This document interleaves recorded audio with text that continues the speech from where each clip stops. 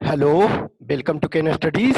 आज इस वीडियो में एक हम और अपना सिलेक्टेड कैंडिडेट जो है, जो स्टूडेंट है, वो उसका कॉपी दिखाएंगे। वो सीएपीएफ 2018 में उसका 284 रैंक आया। तो उसका हम आपको ये सैंपल देखो है। हम अभी उसके जो एक टेस्ट का एक पेपर आपको दिखा रहा हूँ, जो टेस्ट उन्होंने हमारे पास दिया था। इसका जो ये एक स्टूडेंट ऐसा है जो परफेक्ट एग्जांपल ऑफ है एवरेज स्टूडेंट। जो एवरेज कैंडिडेट जो इस एग्जाम में क्वालिफाई करता है, उसका ये बेस्ट एग्जांपल है। देखो, कुछ कैंडिडेट होते हैं जो एक्सीलेंट होते हैं, बहुत अच्छे होते हैं, वो जानते हैं कि हम पक्का क्वालिफाई करेंगे, कॉन्फिडेंस होता है। लेकिन ये एक एवरेज स्टूडेंट है, लेकिन इसने मेहनत के बूते पे, और देखोगे इसने तीनों में, पेपर 1, पेपर 2 और एज वेल एज इंटरव्यू, तीनों में एवरेज मार्क्स लाया और ये क्वालिफाई हुआ। ये ऑलरेडी जॉब में था, रेलवे में। लेकिन इसने हर स्टेज पे ये कभी शो नहीं किया कि मैं बहुत ज्यादा जानता हूं या मैं बहुत कम जानता हूं। एक एवरेज लगा रहा कि हाँ, हम कर सकते हैं कंटिन्यूअस। इनफैक्ट जैसे कुछ टेस्ट में इसके बहुत खराब भी मार्क्स आए, जो एक्सेप्टेबल नहीं था, बट स्टिल इसने कभी भी हिम्मत नहीं छोड़ी कि हाँ, हमें करना है तो करना है। In spite of the fact कि ऑलरेडी इस बंदे के पास जॉब है, अभी भी रेलवे में ये जॉब कर रहा है। जब इसकी ज्वाइनिंग आएगी तो अपना वो रेजिग्नेशन दे करके इसको ज्वाइन कर लेगा। तो ये आप इसके देखोगे चीजें। मार्क्स भी मैं दिखाता हूं कि इसके कितने मार्क्स आए। ऑब्वियसली रैंक 284 आया, लेकिन हम इंडिविजुअल मार्क्स भी दिखाते हैं और इसके हैंड राइटिंग भी दिखाते। देखो ये है। और इसका जो कुछ चीजें जो है इसमें अच्छा, इन स्पाइट ऑफ कुछ चीजें बुरे होने के बावजूद भी इसके कुछ चीजें अच्छे हैं जो मैं आपको दिखाता हूं। तो इनका मार्क्स जो है वो देखो, रैंक आपका 284, नेम संदीप कुमार, पेपर 1 में 115.7 average marks, paper 2 72 marks average. क्योंकि देखो, पेपर 1 में ऑब्वियसली है 130, एक अच्छा स्टैंडर्ड मार्क्स जो है 130। लेकिन जो 2018 का था उसमें कुछ पेपर टफ था और उसके बाद 4 क्वेश्चन एलिमिनेट कर दिए थे। तो 4 क्वेश्चन एलिमिनेट करने के बाद और आपका टफ पेपर होने के बाद मैं समझता हूं कि 125 प्लस जिनका मार्क्स था पेपर 1 में, उनका बहुत अच्छा था। और पेपर 2 में मानता हूं 80 प्लस मार्क्स जो है वो अच्छा है। 90 प्लस को हम एक्सीलेंट मानते हैं, 80 प्लस को हम बहुत अच्छा मानते हैं। इंटरव्यू में 90 प्लस को हम एवरेज मानते हैं, 90 से 100 के बीच को एवरेज मानते हैं, 100 प्लस जो भी है वो एक्सीलेंट है। तो इसका जो है तीनों चीज में, तीनों कंपोनेंट में एवरेज मार्क्स लाया। और एवरेज मार्क्स के इनफैक्ट देखोगे जनरल कैंडिडेट की हैसियत से ये जस्ट बॉर्डर पे था। 282 आपका कट ऑफ गया था, नो डाउट। उसके बाद वेटिंग लिस्ट में चलो मार्क्स आया। जस्ट इमेजिन करो कि 1 क्वेश्चन एक्स्ट्रा इसमें गलत हो गया हुआ होता तो ये बंदा आपका रिजर्व लिस्ट में हुआ होता। तो एक क्वेश्चन का यहाँ मायने रखता है। जो भी लोग हैं कि ये सोचते हैं कि अरे हो जाएगा हो जाएगा, जब लास्ट के 15 दिन बचते हैं तब जानते हैं अच्छा अच्छा अब थोड़ा 1-2 टेस्ट दे दें या फिर कुछ और क्या कर लें, इधर कर लें उधर कर लें। ये परफेक्ट एग्जाम्पल है कि इंस्पाइट ऑफ जस्ट टेस्ट तो ये देता था, कॉपी वगैरह जो भी मैं चेक ही करता था। लेकिन एक इसका मैं बता रहा हूँ, जब ये रिटर्न क्वालिफाई हुआ था तो रिटर्न क्वालिफाई होने के बाद ये मेरे पास फोन किया, कॉल किया कि सर ऐसा है रिटर्न में क्वालिफाई कर गया हूँ। तो मैंने बोला बहुत अच्छा बात है, खुशी की बात है, कॉन्ग्रेचुलेशन। उसके बाद बोला कि पता नहीं सर, मैंने एवरेज दोनों में किया है बट रिटर्न क्वालिफाई कर गया हूँ तो मैं क्या करूँ। मैंने बोला देखो, जब रिटर्न क्वालिफाई कर गए हो तो किसी को पता नहीं है एग्जैक्ट मार्क्स की कितना है। क्योंकि पेपर 1 में तो आप प्रिडिक्ट कर सकते हो, पेपर 1 में भी 100% प्रिडिक्ट नहीं किया जा सकता। क्योंकि देखो, यूपीएससी के कुछ क्वेश्चंस जो होते हैं, आप किसी का भी देख लो, किसी भी कोचिंग का या कोई भी हो, 100% कोई भी करेक्ट नहीं देता। यूपीएससी का किसी भी एग्जाम को लो, रेयरेस्ट ऑफ रेयर अपॉर्चुनिटी है, 1-2 क्वेश्चन हर में मिसिंग रहता है। किसी ने क्वेश्चन आंसर ये लिया, किसी ने बी लिया, सी लिया, और यूपीएससी कुछ और कहता है। समटाइम क्वेश्चन को ही एलिमिनेट कर देता है कि वो क्वेश्चन सही नहीं है। तो ये एवरी टाइम होता है। तो हमने यही चीजें इसको बोला कि देखो, यदि तुम क्वालिफाई कर गए हो तो यू नेवर नो कि एग्जैक्ट हमारे क्या मार्क्स हैं।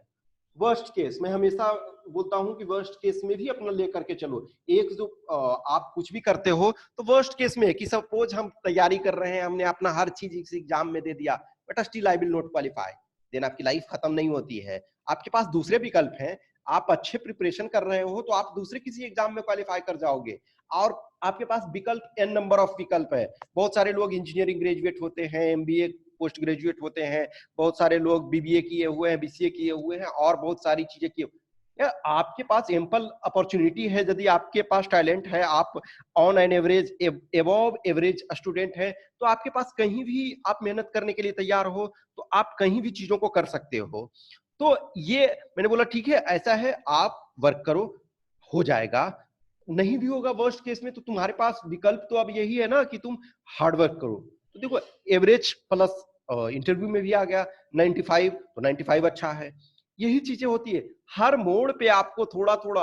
और एवरेज के पास में देखो, जो एक्सीलेंट रैंक लाते हैं, जब सपोज 100 या 50 रैंक के आसपास लाते हैं, तो उनका पेपर 1 वगैरह कोई पेपर जो होता है, कोई पार्ट जो एक्सीलेंट होता है, पेपर 1 में है तो सपोज 150 ले आए, 160 ले आए, 170 ले आए, या पेपर 2 में 105 ले आए, इंटरव्यू में 110 मिल गया, तो वो। लेकिन जो एवरेज होते हैं, जिनका रैंक देखोगे सपोज 400 सीट्स है, तो जिनका 200 से 300 के बीच में होता, वो सारे के सारे एवरेज कैंडिडेट होते हैं। मैं अपना भी मानता हूं कि मैं एवरेज कैंडिडेट, मैंने तीनों पार्ट में एवरेज स्कोर किए और क्वालिफाई कर गया। तो ये चीजें हैं, ये परफेक्ट एग्जांपल है। आप इस स्ट्रेटजी को मैक्सिमम जो कैंडिडेट्स हैं इनका सही है।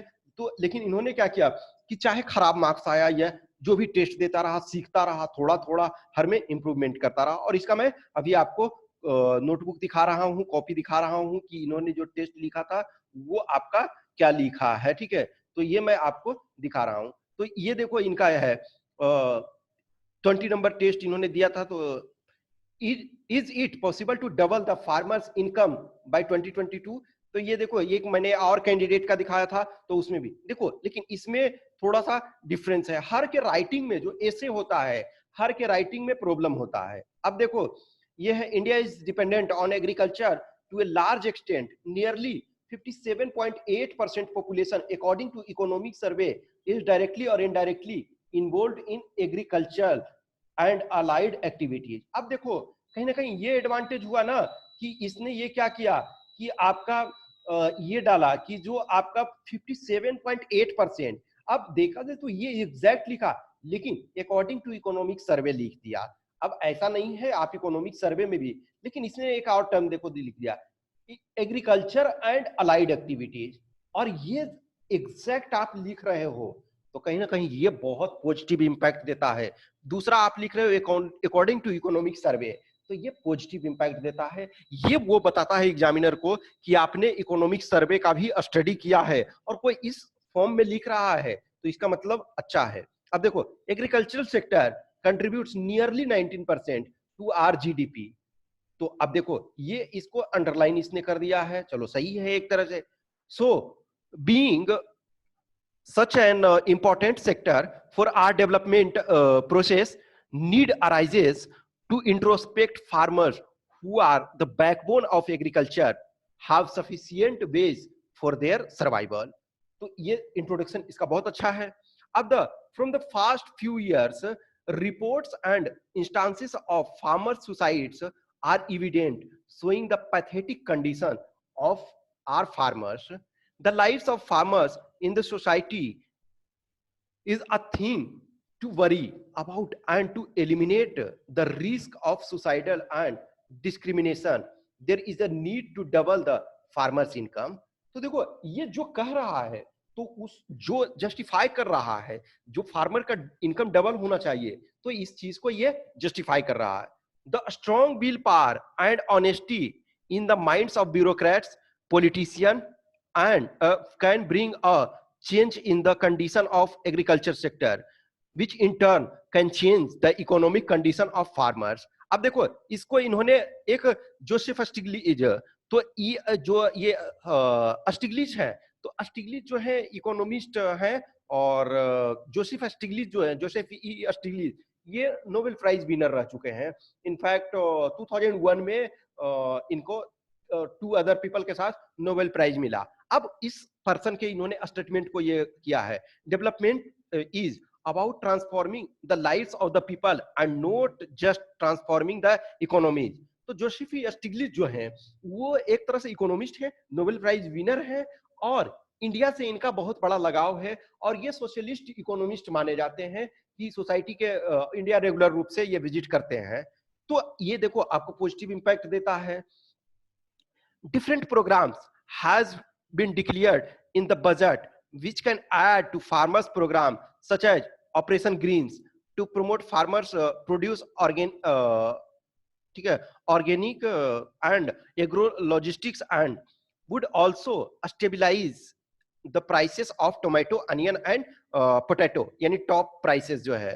प्रधानमंत्री कृषि संपदा योजना कुसुम, ठीक है, तो कुसुम योजना जो आपका है which is going to be a great step in boosting the farmers income, gives us a sense that farmers income can be doubled. But if we dig deeper into the political and administrative setup, there are challenges of how to implement it at ground level because corruption is ultimately the main problem. देखो ये एक तरह से ना सारे issue को ये consider कर रहा है। अब देखो है गोवर्धन, एक गोवर्धन जो आपका इकोनॉमी सर्वे और बजट में दिया गया था, ठीक है, तो गैल्वेनाइजिंग और ये ऑर्गेनाइजिंग बायो एग्रो रिसोर्सेस धन which would help the farmers to nearly convert 30 million of 30 million ये आपका टन होगा, ठीक है ना, dung produced in a day to compost, bio CNG and biogas fuels can add to their income. The government decision to increase the minimum support price for all the crops, that is 1.5 times the production cost, is going to add further to boosting the income.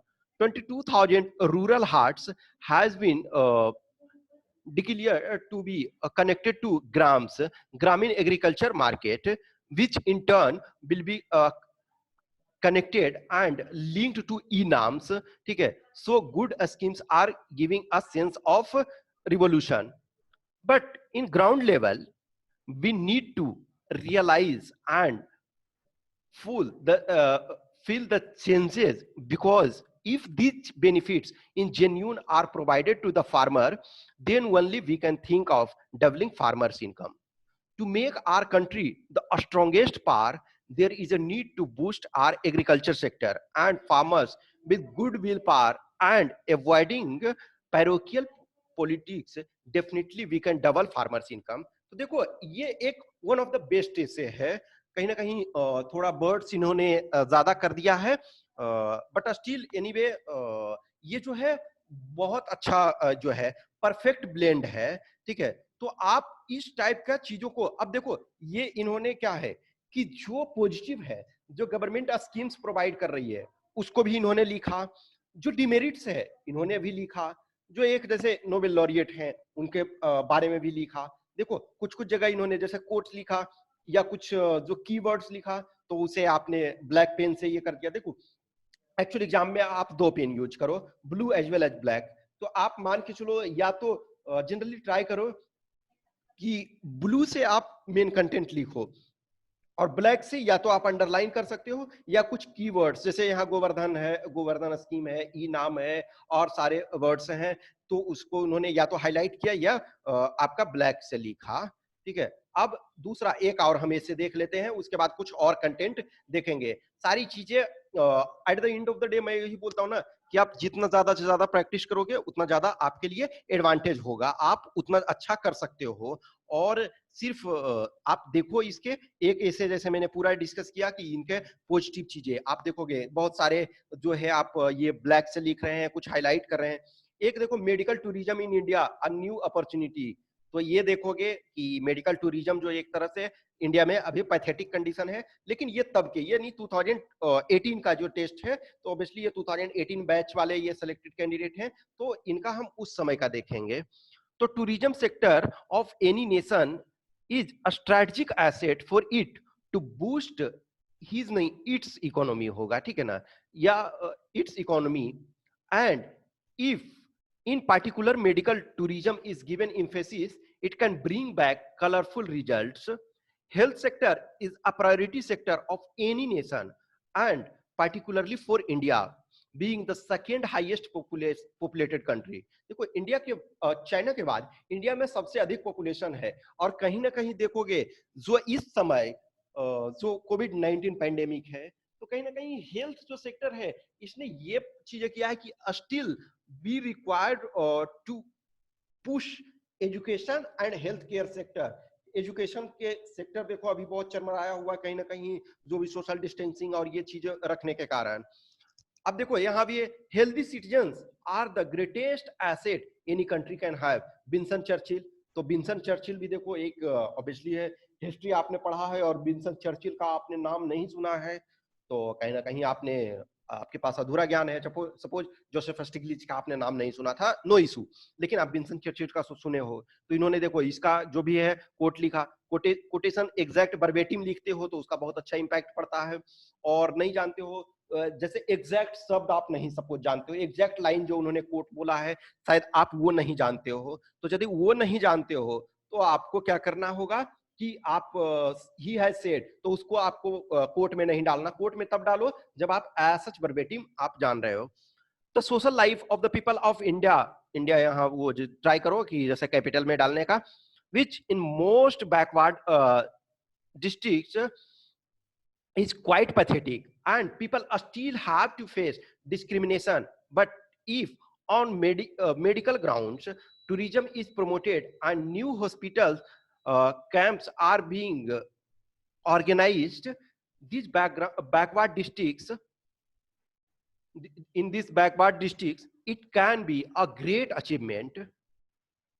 Promoting medical related infrastructure, be it medical college, hospital, a small patholabs, can emerge as a source for economic growth of the people. And if the tourism in medical equipments shops is provided, people around globe and in our country can get to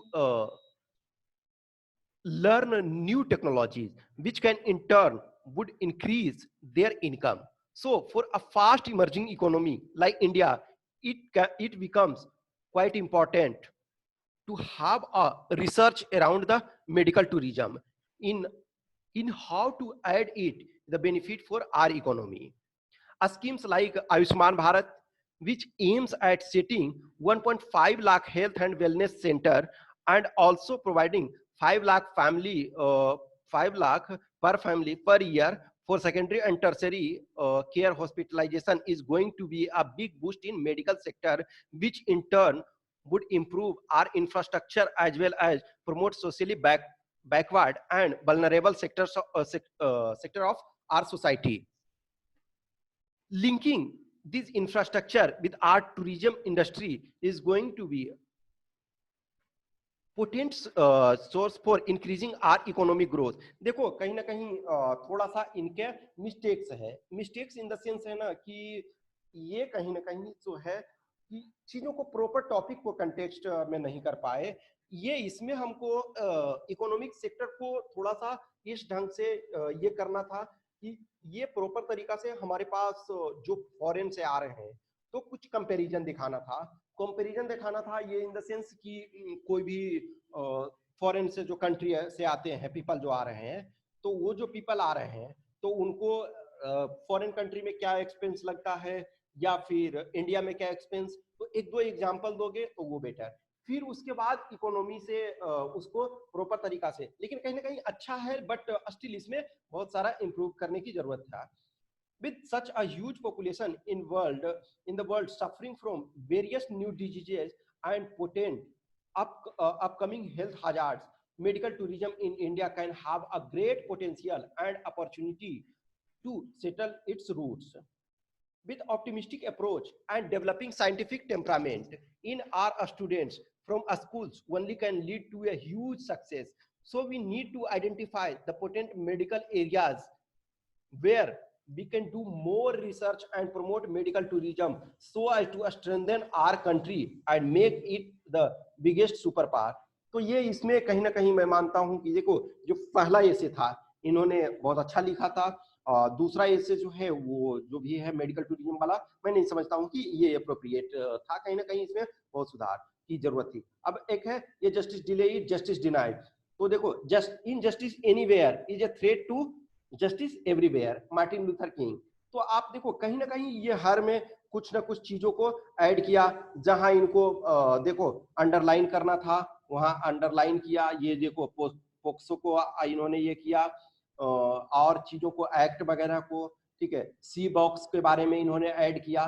तो जहां जहां possible हो तो वो सारी चीजों को ये करना है। देखो ये इनका जो था कोर्ट वाला, मैक्सिमम जगह पे कोर्ट लिखा, जो कोर्ट होना चाहिए वो रिलीवेंट होना चाहिए।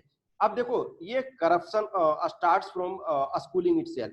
देखो इन्होंने एक तरह से ये पॉइंट लिया, तो पॉइंट जो लिया उसका क्या है कि अब 4 में, हाँ, corruption starts from schooling itself. तो ये ग्रीडनेस, तो लालच जो है, तो अब इसको देखो ये एक तरह से ना इसमें ये कर दिया, गांधी जी का जो कोट भी डाल दिया, तो इसमें भी चलो पॉजिटिव इंपैक्ट ये है। तो इस चीज को ये अब ये पॉइंट लिया कि ग्रेटनेस, तो ग्रेटनेस जो है उसके आधार पे इन्होंने यहाँ कोट डाल दिया, अब उसको एक्सप्लेन कर दिया। 2 में फिर है सोशल प्रेस्टीज, तो सोशल प्रेस्टीज के कारण भी कहीं ना कहीं करप्शन होता है। देखो फिर lack of qualitative aspects in school teachers, तो ये ठीक है। पॉलिटिकल विल पावर, तो ये इन्होंने, तो एक तरह से इसको इन्होंने एक पॉइंट लिखा फिर उसको एक्सप्लेन कर दिया। अब अगेंस्ट में है, तो अगेंस्ट में भी देखो अब चीजें ये देखो, ये हम मिस्टेक्स ये है कि जब आप एक फॉर्म में उस पॉइंट में लिखते हो तो जो अगेंस्ट में भी है उसी फॉर्मेट में लिखना होता है। This is the beauty. ये चीजें स्मॉल स्मॉल चीज का केयर करोगे। अब इस जिस ढंग से उन्होंने वहां आप लिखा था उसी ढंग से इन्हें यहाँ भी लिखना था, लेकिन नो डाउट इन्होंने कंटेंट्स को चीजों डाला, लेकिन यहाँ इन्होंने ये कर दिया कि कंक्लूजन डाल दिए। तो कंक्लूजन मेरे ओपिनियन में, मैं ये हमेशा यही चीजें पर कहूंगा, और मैंने ये लॉजिक के साथ एक मैंने वीडियो ऑलरेडी बनाया हुआ है जो आपका आर्गुमेंट में, कि why should be not give conclusion, conclusion हमें क्यों नहीं देना चाहिए, इस पर मैं ऑलरेडी वीडियो बना चुका हूं कि आपको कंक्लूजन नहीं देना चाहिए। क्योंकि जब आर्गुमेंट राइटिंग के लिए कर रहा है तो एट द सेम टाइम आपको दोनों पक्षों के लिए कर रहा है, फॉर के लिए भी अगेंस्ट के लिए भी कर रहा है, तो आप कंक्लूजन न दो। क्योंकि कंक्लूजन जैसे ही आप देते हो तो कंक्लूजन दोगे तो किसी न किसी पक्ष को आप थोड़ा सा आप प्रमोट कर रहे हो, तो इट्स बेटर है कि आप अपना ये कर दो और कंक्लूजन को नहीं दो। नेक्स्ट है women will never be equal to men in the workplace. देखो इसमें भी है 4 में फिजिकल फिटनेस। देखो कंक्लूजन के जगह आप टॉपिक को इंट्रोड्यूस कर सकते हो, तो यहाँ फिजिकल एट्रीब्यूट्स ठीक है, strong people to strong contact, ठीक है, नैरो मेंटेलिटी, मोर रिस्पॉन्सिबिलिटी। अब अगेंस्ट, देखो इस जो आर्गुमेंट राइटिंग में है इसमें इन्होंने सेम पैटर्न को फॉलो किया है, जो 4 में पैटर्न फॉलो किया है उसी में अगेंस्ट में भी इसको पैटर्न को फॉलो किया है, तो दैट्स फाइन। देखो यहाँ भी जहां भी कोट्स वगैरह की जरूरत, इन्होंने कोट्स को बहुत अच्छा ये चीजें किया है, तो हर जगह यहाँ, अब यहाँ भी इन्होंने कंक्लूजन दिया, तो नो डाउट। फिर देखो जो है India energy security in 21st century, तो ये आपका जो है पैटर्न को फॉलो करो इस चीज को जो भी है। जैसे देखो अब यहाँ इन्होंने रिपोर्ट आईएमएफ की रिपोर्ट को ये किया है, तो ठीक है, ये सारी चीजें हैं। अब देखो by 2022 IMF predicted that India would be 4th largest economy, this is nothing but government emphasis on energy security. तो अब देखो इन्होंने आईएमएफ को कोट किया, तो आईएमएफ का एक, तो ये सारी चीजें, अब देखो जितना भी इन्होंने कोट लिखा, बहुत सारे रिपोर्ट्स को लिखा, बहुत सारे इकोनॉमिक सर्वे को, तो आपको क्या लगता है कि ऐसा एक दिन में ये चीजें नहीं आया और ये आखिरी टेस्ट था, ठीक है ना? तो ये आखिरी टेस्ट उनका देखोगे 12th ऑफ अगस्त है, और आपका ये जो लिखा इन्होंने टेस्ट, और एक्चुअल जो एग्जाम आपका था 2000, सॉरी ये एक्चुअली 2012 में जो आपका था, सॉरी 2018 में 12th ऑफ अगस्त को ही था, लेकिन ये टेस्ट जो है 1 वीक पहले दिए थे, ठीक है ना? तो आपका वो एक्चुअल एग्जाम का डेट इन्होंने वो डाल दिया है। तो आईएमएफ का सपोज रिपोर्ट ये दिए हुए। फिर देखो बजट में भी का इन्होंने ये किया है, budget shows the vision to generate 175 gigawatt of energy from renewable sources, 100 gigawatt to be generated from solar energy, 60 gigawatt to be generated from wind energy, 10 from biomass and 5 from wind energy. अब देखो ये सारी चीजें लिखते हो, इसका मतलब है कि आप उस कंटेंट को प्रॉपर तरीका से जानते हो.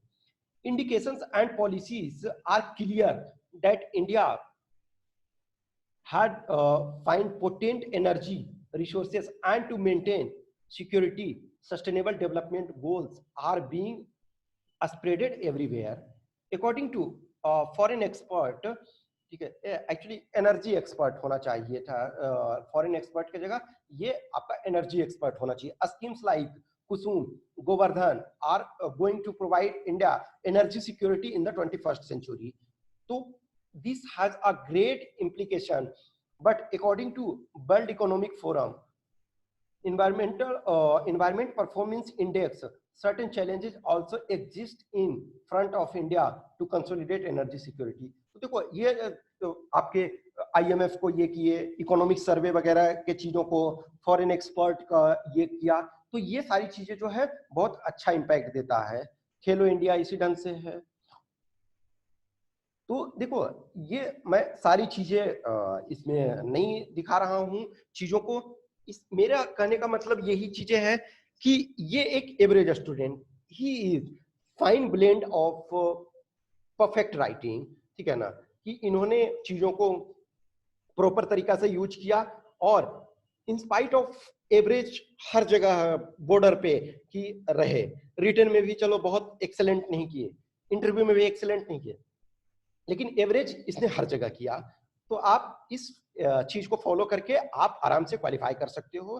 कमिंग डेज में हम कुछ ऐसे कैंडिडेट्स को दिखाएंगे जो कि एक्चुअली रिटर्न में क्वालिफाई किए, कुछ रिटर्न में भी शायद नहीं क्वालिफाई किए, लेकिन मेरे ओपिनियन में वो बहुत अच्छे कैंडिडेट थे. वो उन्हें क्वालिफाई करना था. कुछ जैसे है कि रिटर्न में क्वालिफाई कर गए लेकिन फाइनल मेरिट लिस्ट उनका नहीं बना, कहीं ना कहीं कुछ मार्क्स कमी रह गया. तो बट उनका भी हम कॉपी दिखाएंगे, कुछ और दिखाएंगे जो बहुत अच्छी हैंड राइटिंग है, मैं उसको दिखाऊंगा. ठीक है, तो आप हमारे साथ बने रहें. कुछ भी क्वेश्चंस क्यूरी है तो आप कमेंट बॉक्स में डालें. आप हमें जो भी है आप हमें व्हाट्सएप पे इस नंबर पे आप संपर्क कर सकते हैं. और जो भी है कॉल जिनको भी करना है तो आप इस नंबर पे कर सकते हैं, लेकिन कॉल तभी करें जब बहुत जरूरी है. और जिनको भी टेस्ट देना है वो kenstudies.com पे जाके टेस्ट दे सकते हैं. आई होप अच्छा लगा तो लाइक करें, कमेंट करें, अपने दोस्तों के साथ शेयर करें और हेल्दी कमेंट जरूर से जरूर करें.